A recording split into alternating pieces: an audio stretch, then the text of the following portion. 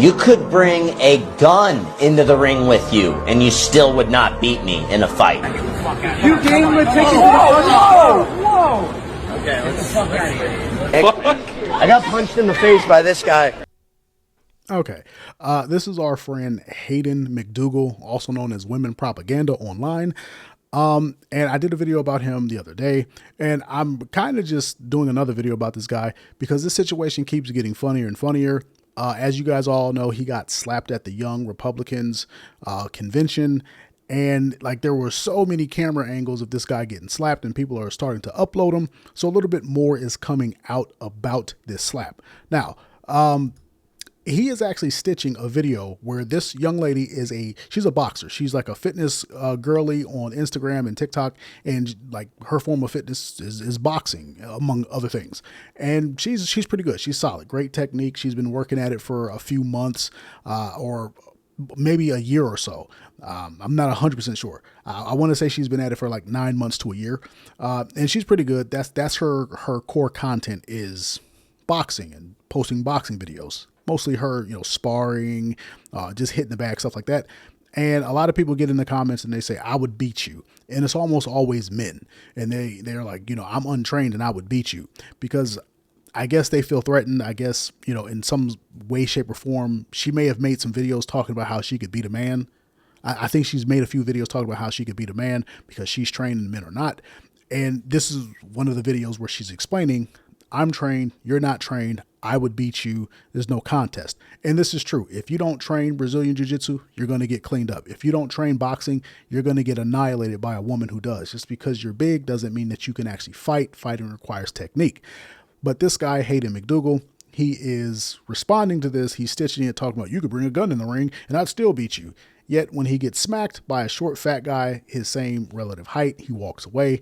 So this is all pretty funny. It's bruising his ego. It's destroying his brand. He can't talk that tough talk. And the reason that I'm bringing this up is because in a subsequent video, he is seen calling this guy a beta male. And I will show you that video now. These are very clearly. Hey, I actually got thrown out. Ask them. I got thrown out. So I didn't. Listen. They condemned me. They threw me out. They did not condemn him. These are exactly. Well, he's short. They didn't see him. People are snuck in. This is I'm a silly little guy.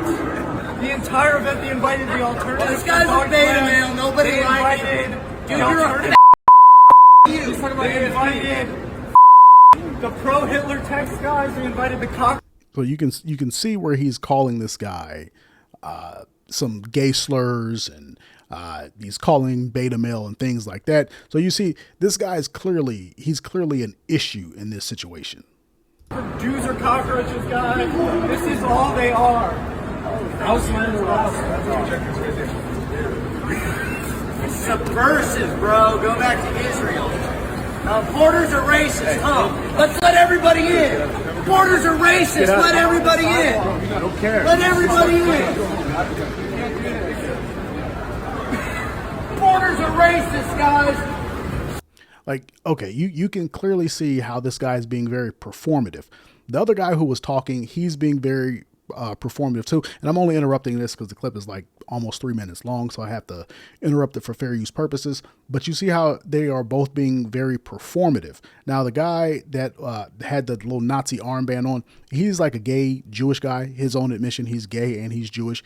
And Hayden is him and those who are going back and forth, and they're making the scene. But now that everything has spilled outside, Hayden and another person that he's with, they got kicked out. They got kicked out of the event, or at least the guy he was with got kicked out. Like he said, they didn't kick him out, but he just left with his friend. I guess the gay guy with the Nazi armband, he also got kicked out. They're being very, very performative. They're trying to get their viral moment, and now it's out on the street, and this guy he's cutting up. Flood the country.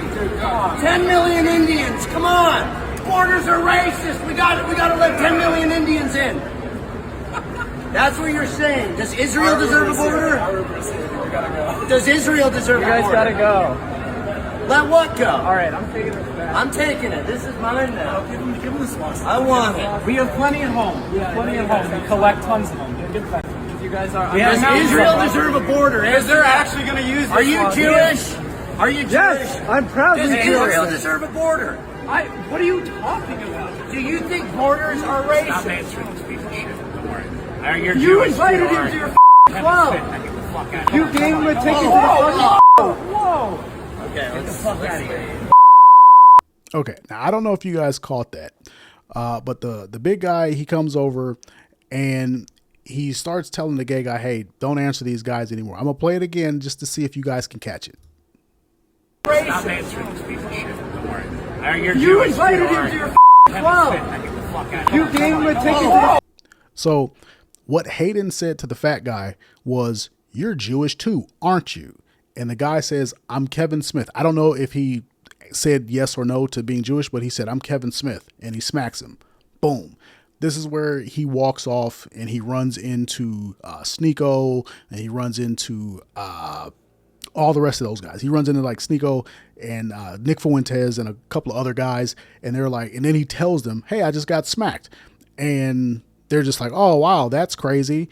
And, you know, I guess Sneeko did a video where he was saying that he doesn't know Hayden. He doesn't know this guy. Nick doesn't know him. Obviously, everybody knows Nick and Sneeko. They're pretty big in that, you know, alt-right or just conservative right-leaning space, the brown pill, if you will.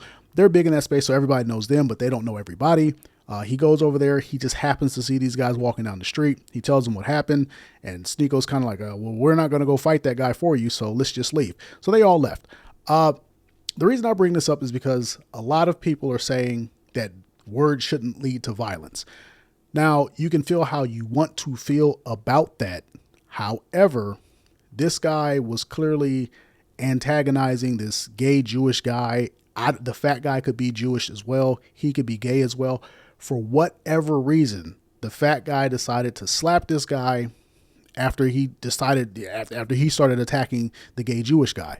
Now, should that have happened? I don't know. I don't know if the fat guy is gay. I don't know if the fat guy is Jewish, but whatever the case might be, nobody was on Hayden's side. Now, like I said, these guys were both being performative.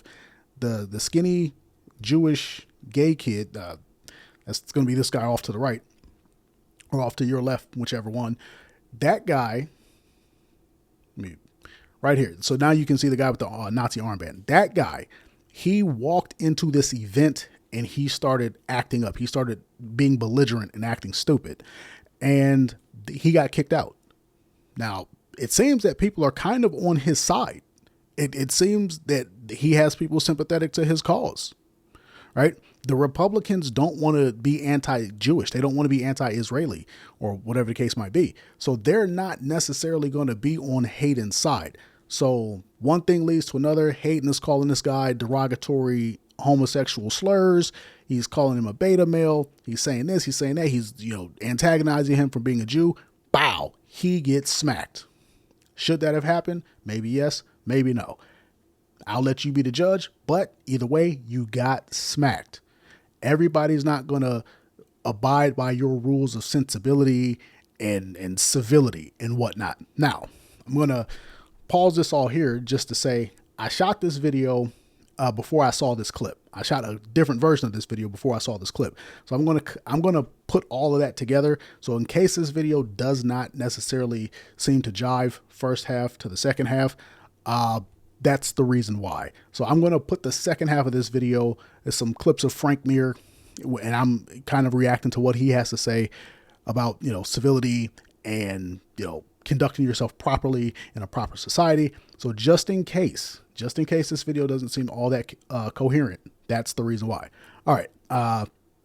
Check out the second half of this video. Everybody is not going to play life by your rules, and I'll show you a little bit of that now. Even if I break your arm with an arm bar, there's no tapping in a street fight. I'm just breaking your arm so you have one less arm so I can choke you unconscious. I want to get to your throat like a real predator, you know what I mean? And put you to sleep. A fight, there is no I'm done. I've had people, actually I've had a guy tap on me before I broke his arm, like he's tapping as I'm breaking his arm. Like, there's no tapping. Yeah, here. what are you doing? You just had me on the bottom, you were just stomping on me. You think now I'm gonna let you go? Like, nope, you screwed up. All right, this is Frank Mir. He is a former UFC heavyweight champion. I don't know how many times he defended the belt. He was pretty decent back in his day. He fought Brock Lesnar and won. He was legit. He was a legitimate fighter, really great wrestler. I don't know what college he went to, but I think he went to college for wrestling. He was really good. He was great in the UFC. Okay, what he's saying is, I'm not going to have a street fight with you by your rules of convention. Now, most people will see videos of people getting into a fight, and it's almost always like a black guy and a white guy or someone else, and somebody goes down and the black guy will like start stomping on the person, or they'll keep hitting them when they're down, or whatever the case might be. And they'll say, oh, this guy, he's such an animal, blah, blah, blah. And what this guy here is saying is, as a trained fighter, he's telling you, if we get into a fight, I'm not playing by your rules. I'm going to break your arm and then I'm going to choke you out.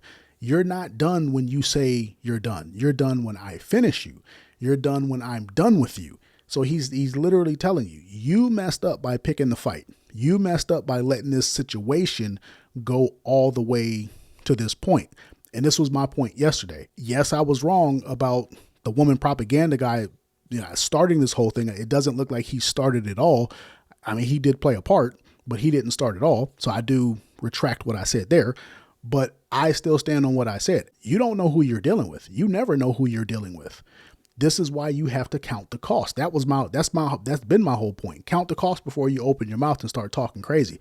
Count the cost before you start throwing down with somebody. Count the cost before you start arguing in the street, arguing on the internet. You don't know who you're dealing with, and everybody doesn't play life by your rules. They don't fight by your rules. They don't argue by your rules. That's just not the world that we live in. Very frustrated in our world. There's no consequences for bad behavior. There's no more manners, really. That's why we have such a rude culture. Manners originated because of dueling. If even right now we go fight with knives, right? There's no guarantee that I'm going to hit you with a knife, right, and not get cut back. So if you wanted to duel somebody, even if you were the baddest dueler in the world, there was a chance you can still meet, your maker, right? And so people then had to learn, like, well, if I'm going to be rude or I'm going to have a problem with you, I better make sure it's worth it. If it's not, I better apologize and act accordingly and treat people properly and act right because your ass was on the line. Nowadays, people they can act however they want. Guys can run up and down a bus, act a moron. You can't do nothing about it because if you stand up and go, hey man, sit down, act right, fucking there's grandparents over there, there's children over here, what the fuck are you doing right now? You know what I mean? All of a sudden, who's the one in trouble? Because I went ahead and tried to correct a violent behavior, like, well, what was he doing? I'm like, he was acting like a moron. He was scaring everybody. Well, what did you do? Well, I grabbed him and threw him in his fucking seat. You touched him? I'm like, oh, Jesus, guys. Like, he was acting like an idiot. But that's the way we're set up right now. So it's a very frustrating society to live in right now. All right. Once again, that's Frank Mir. And he's talking about how the world has changed. He talks about how we used to live in a world that didn't have manners. And when those manners were not present, people would say, let's step outside and let's duel. Whether they're dueling with knives. I don't know if you guys have ever seen Gangs of New York. Go check it out. It's a pretty good movie. Or if you watch any Western where, it's 12 steps and draw. I'm going to see you at high noon. If you say the wrong thing, you could end up not going home. Like, there's a reason we had a society where women weren't allowed to speak in public, even here in America. It was because if your woman says something stupid, you have to pay the price. You have to pay the price. If your woman makes somebody else look dumb, you're going to pay for it. So you have to choose your words carefully. And it's gotten so out of hand that now we live in a world where, people can walk outside and act a complete fool and there's no consequence for it. Everybody's familiar with the Daniel Penny situation. Somebody was acting crazy on a bus or a subway or something like that. And Daniel Penny went over there and restrained the guy. The guy ends up dying. It turns out that this guy was like, he'd been arrested like 40, 50 times. I don't know if it was, I know it wasn't felonies. It was like minor infractions, but the guy was a clear-cut problem. And everybody testified on behalf of Daniel Penny that, yes, I'm glad he stepped in and did something because this guy was acting crazy. But because you put your hands on him, you end up going to jail. So you can see. People yearn for a time where they could correct these problems because it's gotten that out of hand. But we, at a minimum, we used to come from that. We used to be in a world where saying the wrong thing would get you punched in the face. Doing the wrong thing in public used to come with you getting smacked up. It's not that way anymore. And a lot of people will say, well, it should be that way. But think about it. If you can say whatever you want, then eventually you can do whatever you want. And when you can do whatever you want, this is the world we live in. And this is why people punch people in the face when they are highly offended. Not saying that it's okay, just saying that it's a real thing. I don't know if you're married. I don't know if you have a girlfriend that you deal with on a regular basis, But if you are, you know, your wife or your girlfriend will say some of the craziest stuff. They'll say the meanest things, the most hurtful things. They will pick the right moment to say those awful things to you just to cut you deeper. They know what to say and when to say it and how to say it to cut you the most deep. And when you end up punching her in the face, what are people going to say? It's just words. You should have walked away. But how much did those words hurt you, right? How much did those words hurt you? Because when you say hurtful things to her, what does she do? She hits you. She tears up the house. She acts crazy. She doesn't walk away.